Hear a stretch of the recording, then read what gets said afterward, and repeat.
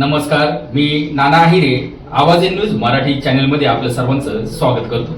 बघूया आजची ठळक बातमी. महावितरणचा कारभार आणि शेतकऱ्यांचा संताप. चांदवडमध्ये प्रहार जनशक्तीचे टेंबा आंदोलन.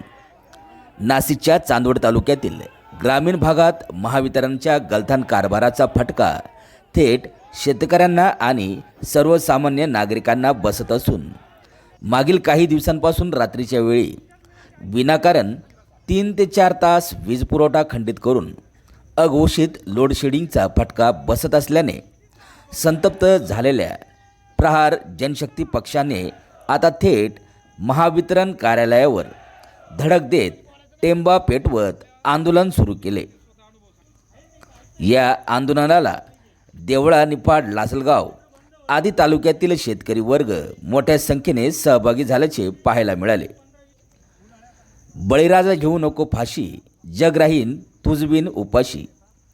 शेतकरी आहे अन्नदाता, तोच आहे देशाचा भाग्यविधाता. शेतकऱ्यांचे मरण हेच सरकारचे धोरण, असे फलक हातात घेऊन महावितरण विभागाच्या कार्यालयावर टेंबा आंदोलन करण्यात आले. ग्रामीण भागात रात्रीच्या वेळी लाईट गायब होत असल्याने शेतकऱ्यांचे मोठे हाल होत आहेत. या गंभीर समस्येबाबत प्रहार जनशक्ती पक्षाने 15 जुलै 2026 रोजी महावितरणच्या कार्यकारी अभियंत्यांना लेखी निवेदन देऊनही प्रशासनाने याकडे सोयीस्कर दुर्लक्ष केले. निवेदनाची कोणतीही दखल घेतली नसल्याने प्रहारच्या पदाधिकाऱ्यांचा पारा चढला आणि प्रहार जनशक्ती पक्षाचे जिल्हाध्यक्ष गणेश निंबाळकर यांच्या मार्गदर्शनाखाली आक्रमक पवित्रा घेत महावितरणाच्या मनमानी कारभाराचा निषेध करत कार्यालयावर टेंबा आंदोलन केले.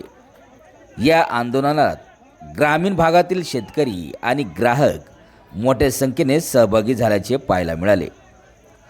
आंदोलनाचा पवित्रा लक्षात घेता खबरदारीचा उपाय म्हणून महावितरण कार्यालयाबाहेर पोलिसांचा मोठा फौजफाटा तैनात करण्यात आला होता. तसेच अनुचित प्रकार टाळण्यासाठी अग्निशमन दलालाही पाचारण करण्यात आले होते. आता महावितरण प्रशासन याकडे किती गंभीर दखल घेते आणि शेतकऱ्यांना अंधारातून मुक्त करते का, याकडे चांदवडकरांचे लक्ष लागले आहे. आवाज इन न्यूज मराठी, चांदवड, नाशिक. आता आम्हाला टेंब्यातच आयुष्य काढायची सवय लावून घ्यावं लागेल, अशा पद्धतीचं राज्य सरकारचं आमच्यासोबत वागणं आहे. मग आम्ही टेंबा नाही लावायचं तर काय करायचं? आज घरी आम्ही म्हणजे दिवस बुडतो न बुडतो, सूर्य मावळतो न मावळतो, ते हे लाईट घालवतात. मग तेव्हापासून आम्हाला टेंबा लावूनच पुन्हा 11 वाजेपर्यंत टेंबा लावून जर 11 वाजेपर्यंत आम्हाला बसायचं आहे तर ते आमचं जगणं कसं आहे हे प्रतिकात्मक दृष्टीनं आम्हाला इथं दाखवावं लागेल ना. आम्ही ग्रामीण भागातली म्हणजे माणसं नाही आहोत का?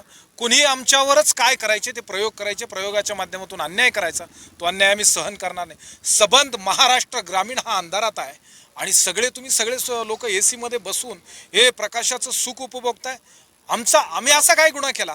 आम्ही हा गुन्हा केलेला आहे का? गुन्हेगार आहोत का? हा प्रश्न या आंदोलनाच्या माध्यमातून आम्ही विचारायला लागलो आहे. एक तरी विभाग आमच्या बाजूनं काम करतोय का? त्यातल्या त्यात अरे जगू तर द्या. काल काजी सांगवीला एका गोठ्यामध्ये सर्प घुसून गायीला सर्पदंश झाल्यामुळं जवळपास 81,000 रुपयाची गाय त्यानं आणली होती. पहिल्या वेताची गाय होती, सर्पदंशानं ती मृत पावली. त्या माणसानं कुणाकडे जायचं? हे नुकसान कुठून भरून काढायचं? आणि तुम्ही काय म्हणता आम्हाला? अत्यावश्यक सेवा, वीज पुरवठा अत्यावश्यक सेवेत मोडतो म्हणे. आमचं मरण होत आहे आणि तुम्ही त्याला अत्यावश्यक सेवा म्हणता. तिकडे विधानसभेत मुख्यमंत्री म्हणतात कुठेही ग्रामीण भागामध्ये लोडशेडिंग नाही. मग आम्हाला पिसाळी कुत्रे चावलेत म्हणून आम्ही ओरडा करतोय का? असं आम्ही सहन करणार नाही. दिवसा सुद्धा लाईट व्यवस्थित नाही.